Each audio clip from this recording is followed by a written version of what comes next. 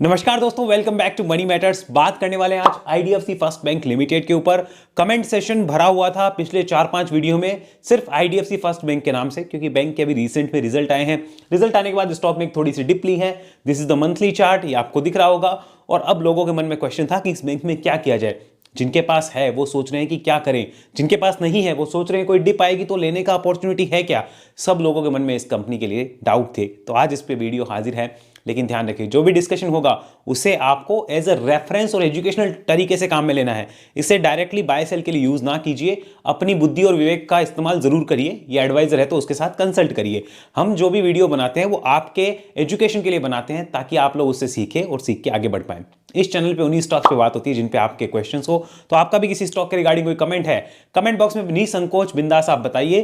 कुछ वीडियो के नीचे उसका कमेंट लगातार मिलने पे हम जल्दी से जल्दी उस पे वीडियो आपके सामने लेकर आएंगे। जैसे आईडीएफसी फर्स्ट बैंक का आज आपके सामने वीडियो आ चुका है। अब करते हैं इस बैंक के ऊपर चर्चा। सबसे पहले बात करेंगे कि इसके जो रिसेंट में रिजल्ट आए हैं वो कैसे हैं, उनको कैसे देखा जाए और राइट नाउ क्या सिचुएशंस हो सकती है। बस इतना ही हमें डिस्कशन करना होगा। साथ में ये भी देख लेंगे कि अभी की डेट में हम कर क्या सकते हैं, तो कंप्लीट डिस्कशन होगा। बट फिलहाल सिर्फ इतना डिस्कशन आपको दिखाना चाहता हूं, थोड़ी सी चीज, कि ये अपने हाई से पीछे करीब 70-80% नीचे टूट चुका था कोविड तक। कोविड के बाद में ऊपर गया, ऊपर इसमें एक अच्छा मूव आता है। देन स्टॉक ने एक अच्छी रैली करी थी। मेरे पास इसकी पोजीशंस है या नहीं है या फिर थी, मैं आपके साथ सारा डिस्क्लोजर है वो शेयर कर दूंगा। लेकिन ये आपको दिख रहा होगा स्टॉक अभी करीब उन प्राइसेस के आसपास है एज पर दिस चार्ट, जहां पे 2015, 16 या 17 के भाव पे था, उसी प्राइस के आसपास फिलहाल जो स्टॉक नजर आ रहा है। तो आज की डेट में क्या कर सकते हैं उस पर हम चलेंगे। लेकिन बैंकिंग के कोई भी शेयर को जब हम देखते हैं तो उसमें हमें बहुत सी चीजें देखनी होती है। जैसे एग्जांपल के लिए मैं आपको बता दूं, कंपनी जो है क्यों चली है उसका रीजन मैं आपको बताता हूं। उसका नाम है वी वैद्यनाथन, जो कि इस कंपनी के एज आप कह सकते हो कि पूरे के पूरे ऑपरेटिंग मशीन है। उन्हीं की वजह से ये कंपनी चली है। और वी वैद्यनाथन सर जो है उनके कारण ही कंपनी का इतना बड़ा ग्रोथ मिला है। इन्होंने रिसेंट में अपने रिजल्ट्स में 5 ईयर की गाइडेंस दी है और उस गाइडेंस में कंपनी का यहां पर सबसे बड़ा इश्यू आ रहा है कि कंपनी की गाइडेंस पिछले 5 साल के गाइडेंस से कम है। हालांकि 2018 में जो गाइडेंस थी उससे कंपनी ने काफी अच्छी ग्रोथ जो आगे कर ली है 2023 तक। लेकिन आगे माना जा रहा है कि 23 से 28-29 की जो गाइडेंस है वो थोड़ी कम रहेगी और वहां पे ग्रोथ थोड़ी कम हो सकती है। ये एक नेगेटिव पॉइंट है। साथ में कंपनी के प्रोविजंस जो है वो रिसेंट के रिजल्ट्स में काफी अच्छे बढ़कर आए हैं, तो प्रोविजंस एक इशू माना जा रहा है। और रिसेंट में कंपनी ने अक्टूबर के अंदर यहां पर फंड रेज किया था 3000 करोड़ की, और इक्विटी डायल्यूशन वहां पे हुआ था। तो वहां पर भी ईपीएस कंपनी का घट गया, यानी एग्जिस्टिंग शेयर होल्डर के लिए। बट वो जो सौदा हुआ था वो हुआ लगभग 90 रुपए से ऊपर के प्राइस पे, तो वहां से तो अभी नीचे ही चल रहा है। और ये भी हमें नोट डाउन कर लेना चाहिए। देखिए, बैंकिंग बिजनेस को जब भी आप एनालाइज करते हैं तो वहां पर आपको LDR, provisions, net interest income, NPA, gross NPA, ये सारी चीज देखनी होती है। इसके अलावा कासा रेशियो आपको देखना पड़ता है। इसके अलावा आपको प्रोविजंस भी देखने होते हैं और भी बहुत सारी चीजें होती है जो एक बैंकिंग बिजनेस में आपको कंप्लीटली समझनी होती है। ये देखिए, एक आम आदमी के लिए संभव नहीं है। आप कितने ही बड़े एनालिस्ट क्यों ना हो, बैंकिंग बिजनेस किस समय किस चीज को लेकर क्या कर दे आपके लिए कहना मुश्किल है। और बैंक के फाइनेंशियल्स पढ़ना तो बड़ा ही मुश्किल जॉब है। हालांकि फिर भी एक ट्राई करते हैं, देखते हैं कि इस कंपनी के फाइनेंशियल्स आखिर क्या बोलते हैं। एक लिमिटेड एनालिसिस करेंगे फाइनेंशियल की, ज्यादातर चर्चा हम टेक्निकल पे करने वाले हैं और देखेंगे करना क्या है। तो चलते हैं फिलहाल फाइनेंशियल्स पे। तो अब आ गए हम आईडीएफसी के फाइनेंशियल्स पे। ध्यान रखिए, कंपनी बनी कैसे थी। ये कंपनी बनी थी मर्जर होके अर्स्टवाइल आईडीएफसी बैंक का और साथ में कैपिटल फर्स्ट का। कैपिटल फर्स्ट एक कंपनी थी, सेपरेट एंटिटी थी, लिस्टेड थी। इसका भी मैं शेयर होल्डर था, तो मुझे अच्छे से पता है कि यहां पर ये कंपनी का मर्जर हुआ दोनों के साथ और फिर एक नया बैंक बना जिसका नाम आईडीएफसी फर्स्ट बैंक था। बेसिक लेवल फंडामेंटल को समझने की कोशिश करिए। 56,000 करोड़ की मार्केट कैप है, 80 रुपए का प्राइस चल रहा है, बुक वैल्यू लगभग आधी है, यहां पे 40 रुपए के आसपास नजर आती है। एंड रिमेंबर, मैं कंसोलिडेटेड डाटा देखता हूं, मैं स्टैंड अलोन डाटा नहीं देखता हूं। आगे देखिए, स्टॉक का पी थोड़ा एक्सपेंसिव नजर आता है, 18-19 के आसपास। आरओसी ठीक ठाक है, कोई खास अच्छा नहीं है, बैंकिंग के लिए ओके है। आरओई अच्छा कहा जा सकता है, बैंकिंग को देखते हुए ठीक ठाक आरओसी है। प्रमोटर्स की होल्डिंग यहां पे अच्छी है। रिसेंट में प्रमोटर्स की होल्डिंग कम हुई है, जो कि एक नेगेटिव पॉइंट है। इसके काफी रीजंस है, मैं उसकी तरफ यहां पे नहीं जा रहा। आगे देखिए, डेट टू इक्विटी रेशियो यहां पे इतना मैटर नहीं करेगा क्योंकि बैंकिंग बिजनेस है। हालांकि ये भी 7-8 के आसपास रहता ही है। ईपीएस कंपनी का 4 रुपए 5 रुपए के आसपास है, यानी कि अगर आप ध्यान से देखेंगे तो आप 80 रुपए के शेयर को ट्रेड कर रहे हो और 5 रुपए का आपका ईपीएस है, तो आप परसेंटेज टर्म्स में देख सकते हो लगभग 6% के आसपास का आपका ईपीएस नजर आता है करंट मार्केट प्राइस से लेकर। अनप्लेस है पूरी की पूरी होल्डिंग, दैट्स गुड। प्रॉफिट की ग्रोथ कंपनी काफी अच्छी रही है। फ्री कैश फ्लो कंपनी का काफी अच्छा माना जाएगा। मार्केट कैप टू सेल्स 2 की है, जो कि नॉट एक्सपेंसिव। पीजी रेशियो यहां पे ठीक ठाक नजर आता है, ये भी हमें देखना होगा। बैंकिंग इंडस्ट्री की कंप्लीट इंडस्ट्री पी देखें तो 13.5 है, तो ये बैंक थोड़ा सा स्लाइटली ओवर वैल्यूड भी यहाँ पे आपको नजर आ सकता है, बट उसके रीजंस भी है, कंपनी की ग्रोथ भी उसी टाइप की रही है। जैसे कि मैं आपको बता रहा हूं कि मेन इशू आया है अब की बार प्रोविजंस में, मैं इसके डीप नहीं जा रहा, प्रोविजंस जो है वो बड़े हैं। प्रोविजंस बढ़ने का मतलब हो गया कि कंपनी मान के चल रही है कि कई जगह उनको पैसे वापस रिकवर नहीं हो सकते, आप इसको सिंपल भाषा में ऐसा समझ सकते हो। इसके अलावा जैसे मैंने आपको कहा, कासा देखा जाता है, एलडीआर देखा जाता है, एनआईआई देखा जाता है, निम्स देखा जाता है, ये सारी चीजें वो देखी जाती है। हम इतना डीप एनालिसिस नहीं कर रहे हैं इस वीडियो में, तो मैं आपको स्पष्ट बता दूं कि मैं इसके अंदर डीप एनालिसिस में नहीं जा रहा हूं। ये आपको टीवी न्यूज चैनल पे सुनने को बहुत मिल जाएगा, इसका एनालिसिस में नहीं कर रहा हूं। आगे बात करते हैं, यहां पे हम देखेंगे इसके क्वार्टर रिजल्ट्स को कि क्वार्टर रिजल्ट कैसे रहे। आप ध्यान से देखें, बैंक की ग्रोथ जो है वो लगातार बनी हुई है, और यहां पर आपको बताना चाहता हूं कोई भी बैंक इतनी अच्छी ग्रोथ फिलहाल नहीं कर पा रहा जितनी कि IDFC first bank private banking में कर रहा है। प्राइवेट बैंक की बात कर रहा हूं, कोई भी नहीं कर पा रहा जितना कि ये कर रहा है। आप अगर आप ध्यान से देखेंगे आपको पता चलेगा इस कंपनी के यहां पर सेल्स में तो ग्रोथ है ही है, साथ में अगर आप यहां पे देख ले इस कंपनी के फाइनेंशियल जो प्रॉफिट है वहां पर भी आपको दिखेगा फाइनेंशियल प्रॉफिट कैसे रहे हैं। हालांकि वो फाइनेंशियल प्रॉफिट एग्जैक्टली नहीं देखे जाते हैं, हमें नेट प्रॉफिट और ईपीएस सबसे बड़ी चीज है जो देखनी है। यहां पर आप ध्यान से देखिए कंपनी का प्रॉफिट किस तरीके से लगातार रहा है, पिछले कई सालों में काफी अच्छा प्रॉफिट है, profit before tax and net profit अगर आप देखेंगे आपको पता चलेगा कंपनी के प्रॉफिट में ग्रोथ में देखने को मिलती है। लेकिन एक चीज नोट करिए, यहां पर आपके सामने ये तो कहा गया कि आईडीएफसी फर्स्ट बैंक के प्रॉफिट जो पिछले साल से काफी अच्छे आए हैं, और जो कि एग्जैक्टली आए भी हैं, नो डाउट आए हैं, बिल्कुल आए हैं। लेकिन ये भी ध्यान दीजिए कि बीच में यहां पे इक्विटी डायल्यूशन भी हुआ था, और उसके बाद में ईपीएस जो वो फिलहाल नहीं बढ़ा है, यानी इन्वेस्टर्स जो है उनकी अर्निंग नहीं बढ़ी है। दैट्स द रियलिटी जिसपे कोई बात नहीं कर रहा है। आप ध्यान से देखेंगे ₹1.23 का ईपीएस था पहले, वो ₹1.10, ₹1.11 और अभी ₹1.04 का ही ईपीएस है। तो जब तक ईपीएस नहीं बढ़ता तब तक शेयर होल्डर की अर्निंग नहीं बढ़ी है, इस बात को नोट डाउन करिए। बहुत से लोग नहीं समझ रहे इस चीज को कि आप मान लीजिए जैसे आप पहले आपका एक बिजनेस है, उस बिजनेस से मानिए कि आप साल का ₹5 प्रॉफिट कमाते हैं, फॉर एग्जांपल आपका ईपीएस है ₹5। अब आपने एक बिजनेस और सेटअप किया और वहां पे एक बंदा आपका पार्टनर और हो गया, और आपने दोनों बिजनेस में उसको पार्टनर बना रखा है, और अब जो है आपने साल का ₹9 का प्रॉफिट कमाया। So it is very good कि आपने साल का ₹9 का या ₹10 का प्रॉफिट कमाया है, लेकिन आपका ईपीएस मानते हैं ₹9 का प्रॉफिट कमाया, लेकिन अब आपका ईपीएस तो ₹4.5 ही रहा। इस बात को समझिए, ईपीएस ₹5 नहीं है, 4.5 ही है। बोलने में अच्छा लगेगा आपका प्रॉफिट बढ़ गया, बट एक्चुअली ईपीएस नहीं बढ़ा तब तक आपकी अर्निंग नहीं बढ़ी, यानी एग्जिस्टिंग शेयर होल्डर्स को यहां पे कुछ भी नहीं मिला है। इस बात को भी नोट डाउन करना होगा। लेकिन क्या यह कहते कि बैंक खराब है? नहीं, बैंक की ग्रोथ बहुत गजब है और बैंक बहुत अच्छा नजर आता है, बट फिलहाल यहां पे शेयर होल्डर्स के लिए कुछ भी नहीं है। इस बात को भी नोट डाउन करना होगा। आगे चलते हैं, यहां पे देखते हैं ईयरली पी&एल को। ईयरली पी&एल देखिए कंपनी की पिछली 5 सालों में क्या जबरदस्त ग्रोथ है भाई साहब। 2018 में जब से बना है तब से लेके इसकी ग्रोथ देखिए क्या शानदार ग्रोथ है। मतलब बाकी बैंक्स के लिए तो ये तबाही मचाने वाला बैंक बना हुआ है। यहां पर देखिए आप इसके कंपनी के प्रॉफिट, नेट प्रॉफिट्स जो आपको नजर आ रहे होंगे, देखिए यहां पे कोविड के अंदर जो है वो यहां पे दिक्कत ज्यादा हुई थी, सबसे ज्यादा माइनस में था, उसके बाद में वापस निकल के आया, और देखिए उससे ज्यादा का प्रॉफिट पिछले ट्रेलिंग 12 मंथ में कंपनी ला चुकी है। सेल्स यानी कि कंपनी की रेवेन्यू जो है वो वैसे ही बढ़ी हुई है, यहां पे सेल्स का मतलब रेवेन्यू होता है, और कंपनी के प्रॉफिट्स को आप देख सकते हो कैसे हैं। ईपीएस को ध्यान से देखिए, पिछले साल था ₹3.75 और इस साल पिछले ट्रेलिंग 12 मंथ का दिखा रहा है ₹4.48 के आसपास का ईपीएस अभी नजर आ रहा है हमें। और यहां पर हम देखें तो 28,000 करोड़ की यहां पे रेवेन्यू जो है वो जनरेट हुई है पिछले ट्रेलिंग 12 मंथ में, और यहां पर अगर आप देखेंगे तो नेट प्रॉफिट 3,000 करोड़ के लगभग का है। यानी बैंकिंग इंडस्ट्री में एक ऐसी कंपनी जिसका कि नेट प्रॉफिट मार्जिन आप ऐसा कह सकते हो, नेट प्रॉफिट मार्जिन आप कह सकते हो, हालांकि नेट प्रॉफिट मार्जिन इनमें नहीं देखा जाता, नेट इंटरेस्ट इनकम देखा जाता है, नेट इंटरेस्ट मार्जिन देखा जाता है, वो सारी चीज देखी जाती है। बट अगर ये कोई नॉर्मल बिजनेस हो तो आप ऐसा समझो 28,000 करोड़ की सेल्स है और 3,000 करोड़ आप घर पे लेके जा रहे हो, तो अप्रोक्सीमेटली आप 12% का नेट प्रॉफिट जो वो घर पे लेके जा रहे हो। ये एग्जांपल के लिए ये बैंकिंग में काम नहीं आता है, प्लीज नोट डाउन करिएगा। लेकिन हाँ, बैंक्स के फाइनेंशियल्स काफी अच्छे हैं, बैंक्स के फाइनेंशियल्स खराब नहीं है। इश्यू प्रोविजन का था जो मैंने आपको बताया, और गाइडेंस का है कि अगली गाइडेंस है 5 साल की, वो थोड़ी कम आई है।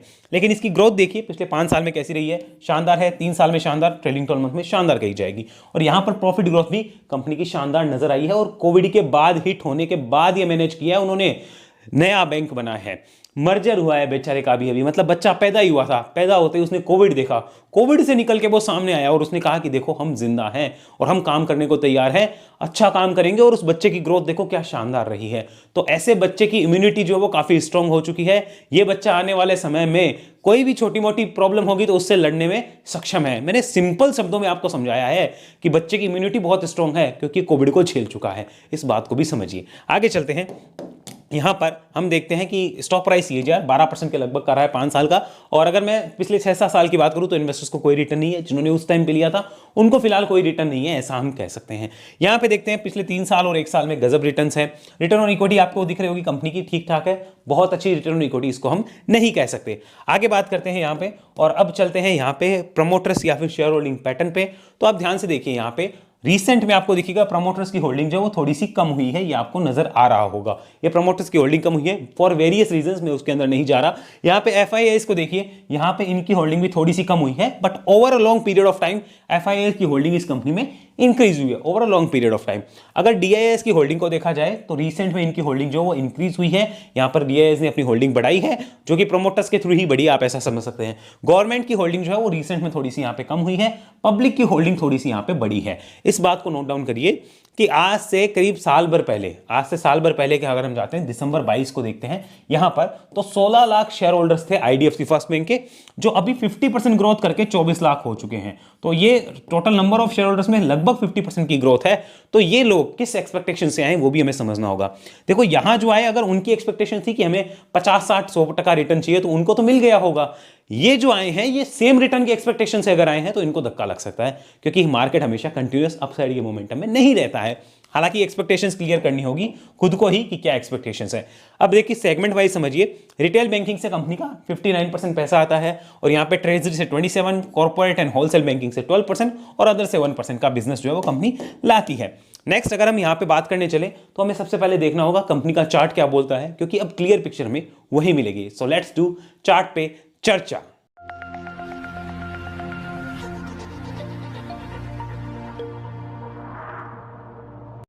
तो अब हमारे सामने चल रहा है आईडीएफसी फर्स्ट बैंक का डेली और मंथली और वीकली चार्ट, जो हम एनालाइज करने वाले हैं। फिलहाल मंथली चार्ट देखेंगे। याद दिला दूं, देखिए बैंकिंग इंडस्ट्री में बहुत सी चीजें देखी जाती है, मैं सबको कवर नहीं कर सकता वीडियो में। हमें प्राइस एक्शन देख के समझना है कि आज की डेट में पोजीशंस क्या है। कंपनी के फंडामेंटल्स खराब नहीं है, कंपनी अच्छी है। इश्यू क्या था मैं आपको रिमाइंड करा दूं कि कंपनी के प्रोविजंस जो है वो बड़े हैं, मैं यहाँ पे आपको रिमाइंड करा दूं। और गाइडेंस जो है वो यहाँ पर कंपनी का अगले 5 साल के लिए उतना बेटर नहीं है जितना कि पिछले 5 साल के लिए था। लेकिन ये भी ध्यान रखिए, कंपनी ने 2018 से 23 के लिए जो गाइडेंस लिया था, यहाँ पर परफॉर्मेंस उससे मच बेटर है। इस बात को भी आप नोट डाउन करिए, मच बेटर है। और जो 2023 से अब 28-29 के लिए जो गाइडेंस आया है वो इसके बराबर का नहीं है, वो हो भी नहीं सकता, क्योंकि आप ग्रोथ एक पिछले 5 साल में जो ग्रोथ हुई अगले 5 साल आप हाथी बनने के बाद वो मेंटेन कर पाओ, ये थोड़ा मुश्किल भी होता है, ये भी हमें पता होता है। लेकिन कंपनी ने मच बेटर हमारे सामने प्रेजेंट किया है, तो ये रियलिस्टिक एक्सपेक्टेशंस के साथ ही हमें देखना चाहिए। फिलहाल देखते हैं मंथली चार्ट क्या बोलता है। इस चीज को भी समझिए, कंपनी कहां ट्रेड कर रही है। कंपनी उन्हीं वैल्यूएशंस के आसपास है जहां 2016 में थी। ये 2016 का चार्ट है, लेकिन तब आईडीएफसी फर्स्ट बैंक नहीं बना था, ये उससे पहले का चार्ट है, बट चार्ट तो अवेलेबल है ही, और ये उस प्राइसेस के आसपास हमें फिलहाल नजर आती है, ये हमें नोट करना है। वहां से स्टॉक के अंदर कितनी बड़ी गिरावट हुई ये भी आप देख सकते हो। ये जो गिरावट थी वो लगभग हमें दिख रहा होगा यहां पर 79% के आसपास की जो है वो गिरावट हुई थी। चलिए मैं इस डाटा को यहां से मिटाना हूं, और यहां पर हम इस डाटा को यहां से टाटा कर देते हैं। ये डाटा को हमने मिटाया।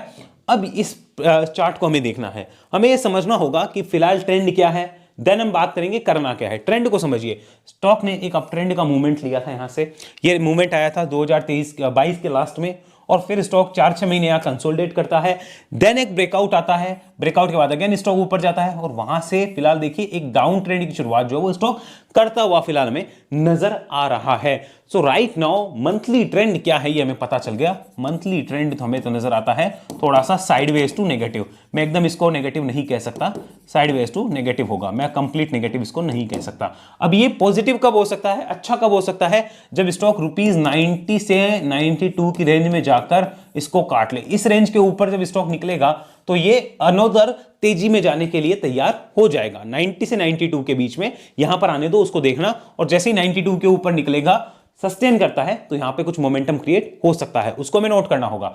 अब बात करते हैं यहां पे आगे हम कि राइट नाउ वीकली चार्ट पे ट्रेंड क्या है वो भी हमें समझना होगा। ओवर अ लॉन्ग पीरियड देखें तो ये एक रीटेस्टिंग भी हो सकती है इस पोजीशन की, बट ऑलरेडी एक बार रीटेस्ट होके स्टॉक 2 महीने यहां सस्टेन करने के बाद नीचे आ रहा है, तो चार्ट पे हल्का नेगेटिव वो लगता है। आगे बात करते हैं वीकली चार्ट पे राइट नाउ वीकली चार्ट क्या बोलता है ये भी हमें समझ लेना चाहिए। So this is the weekly chart जो हमारे सामने नजर आ रहा है। रीसेंट को अगर आप यहां पे देखेंगे तो स्टॉक जो है इस रेंज में आने की तैयारी करता हुआ नजर आ रहा है। इस रेंज में ऑलमोस्ट आ चुका है, 76 से 83 की ये रेंज है। यहां पे स्टॉक जो है वो ऑलरेडी एंटर कर चुका है, 76 से 83 की ये रेंज है और यहां पे स्टॉक ऑलरेडी आ चुका है।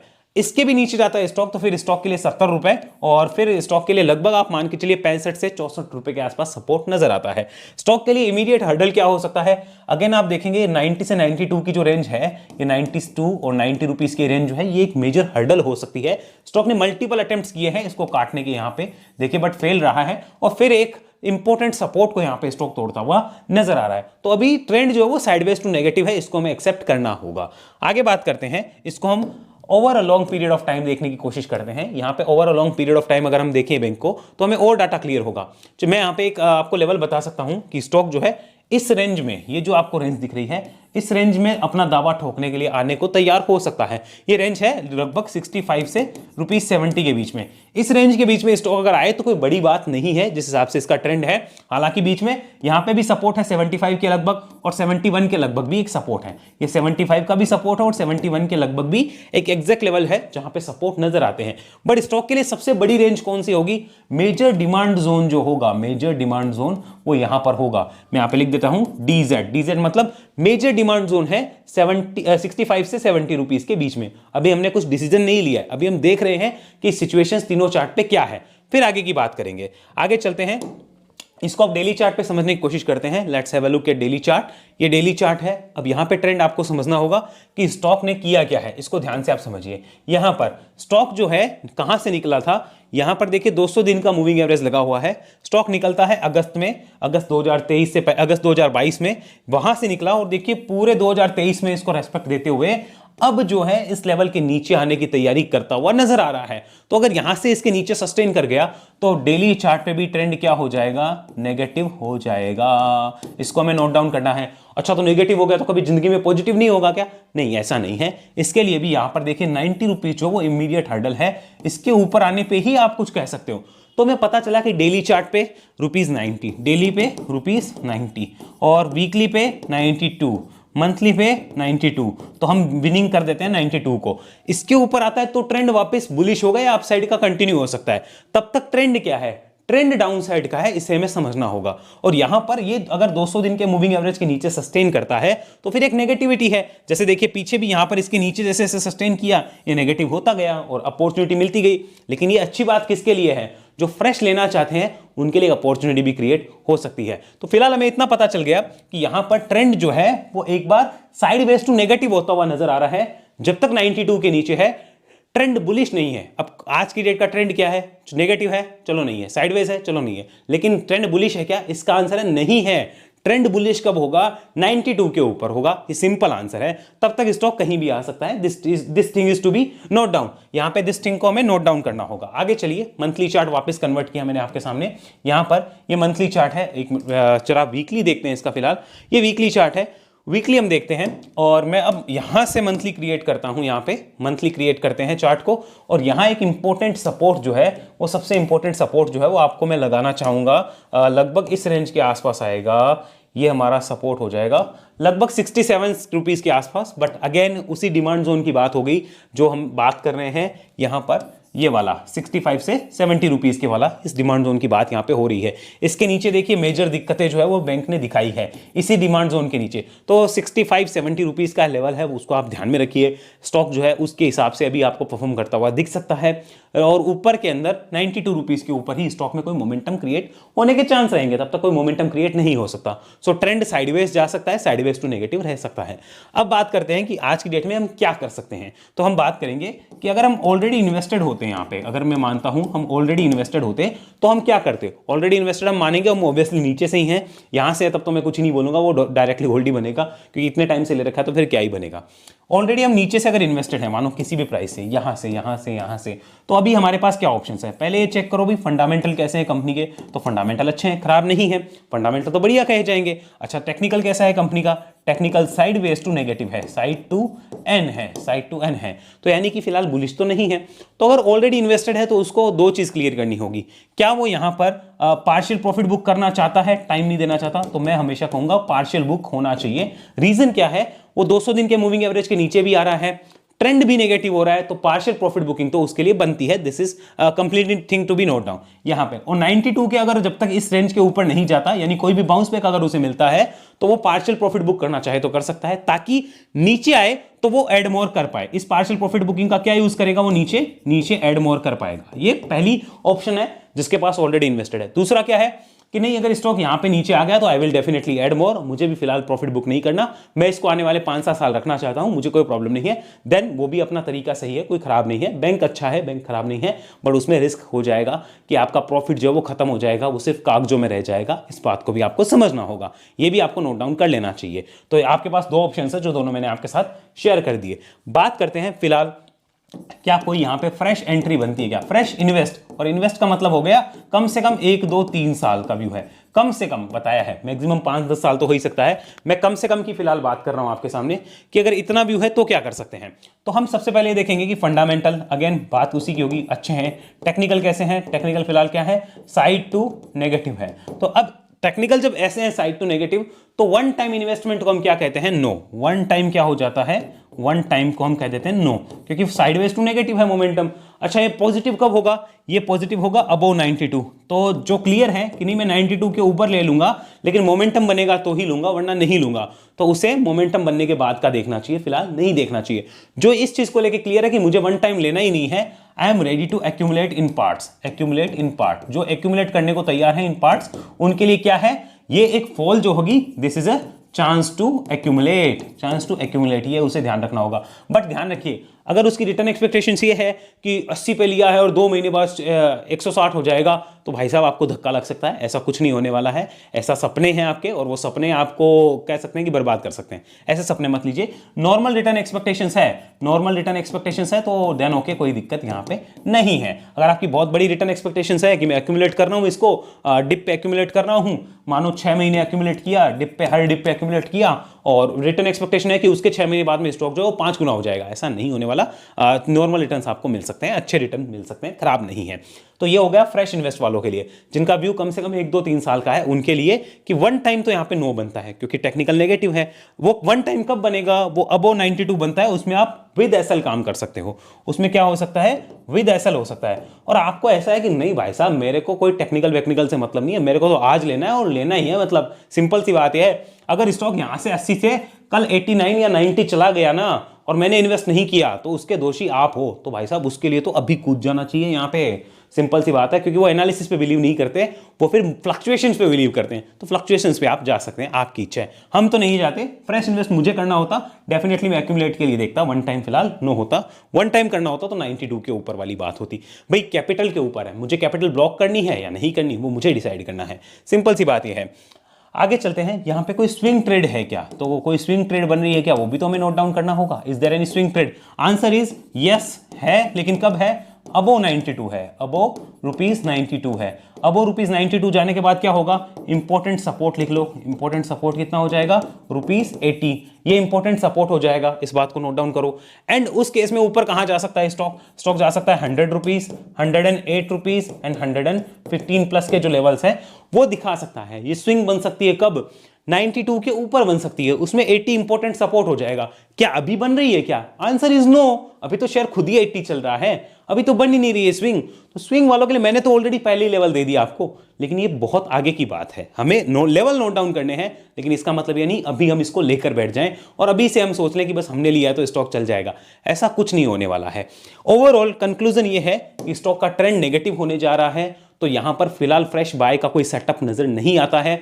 सेटअप बनेगा वो 92 के ऊपर बनेगा, तो अब जिनको स्विंग करनी है वो 92 के ऊपर देखेंगे। जिनको एक्यूमुलेट करना है उनके लिए एक चांस है कि जितना नीचे मिले 65-70 के आसपास आए तो सोने पे सुहागा है, उनके लिए एक चांस होगा, वहां पे वो एक्यूमुलेट करने के लिए देख सकते हैं as per their risk and consultancy with their financial adviser. तो ये सारी चीज रहेगी। ऑलरेडी इन्वेस्टेड है, नीचे से लिया हुआ है, तो भाई साहब पार्शियल प्रॉफिट बुकिंग डेफिनेटली बनती है। करना नहीं करना वो अपनी रिस्क कैपिटल के ऊपर है, रिस्क एपेटाइट के ऊपर है, और रिस्क टेकिंग कैपेसिटी आपको खुद डिसाइड करनी होगी। मैंने अपनी तरफ से सारी चीज क्लियर करी है, फिर भी कोई कमी रहे तो मैं क्षमा चाहूंगा। और बहुत सी चीजें मैंने डिस्कस नहीं की है। बैंकिंग के कितनी चीजें डिस्कस करूं भाई, संभव नहीं है हर चीज को डिस्कस करना बैंकिंग से रिलेटेड, और नहीं करी जा सकती, इस बात को भी ध्यान रखिए। बट फिर भी मेरी तरफ से कोई कमी रही तो क्षमा करने का कष्ट करिएगा। आपसे ऐसी मुलाकात होती रहेगी। अगर ऐसी एनालिसिस आप सीखना चाहते हैं, वेब एनालिसिस में आइए, जो कि 1-to-1 ट्रेनिंग प्रोग्राम है, जहां एक समय में सिर्फ एक इंसान को सिखाता हूं। आप डिटेल चाहते हैं तो इस नंबर पर व्हाट्सअप करिए, सेंड वेब एनालिसिस डिटेल्स, आपको डिटेल मिल जाएगी। और कॉल करेंगे आप इस नंबर पर तो आपका कॉल कटेगा, और 24 से 48 घंटे में हमारी टीम आपसे संपर्क कर लेगी। क्योंकि बीच में हॉलीडेज भी आते हैं, तो कम से कम 24 से 48 घंटे का आप वेट करिए, टीम आपसे जल्दी से जल्दी कांटेक्ट करेगी। इस नंबर पे आप मिस कॉल भी दे सकते हैं, और व्हाट्सअप करेंगे तो आपको क्विक रिप्लाई का चांस ज्यादा रहेगा। अगर आप चाहें तो वेब एनालिसिस की सारी जानकारी ले सकते हैं। ट्रेनिंग प्रोग्राम है 1-to-1, और चैनल की डायमंड मेंबरशिप लेकर आप जो बेनिफिट है वो देख सकते हैं। डायमंड मेंबरशिप ज्वाइन बटन पे क्लिक करिए, और मेन मेंबरशिप हमारी जो है वो है STP चार्ट स्कैनर, जहां पे मैं उन चार्ट्स को आपके साथ शेयर करता हूं जहां ब्रेकआउट आने वाला है, अल्ट्रा शॉर्ट टर्म या कोई रिवर्सल के चांस है। अगर वहां आप कुछ करना चाहें, सीखना चाहें, तो आप देख सकते हैं उसको STP चार्ट स्कैनर को। रिमेंबर, हमारी तरफ से कोई बाय सेल की रिकमेंडेशन नहीं आती, किसी भी कीमत पे हम बाय सेल की रिकमेंडेशन नहीं देते। उसके लिए आप अपने सेबी रजिस्टर्ड इन्वेस्टमेंट एडवाइजर या रिसर्च एनालिस्ट से कांटेक्ट करिए। अगले वीडियो में मिलते हैं, तब तक के लिए धन्यवाद। जय हिंद, जय भारत।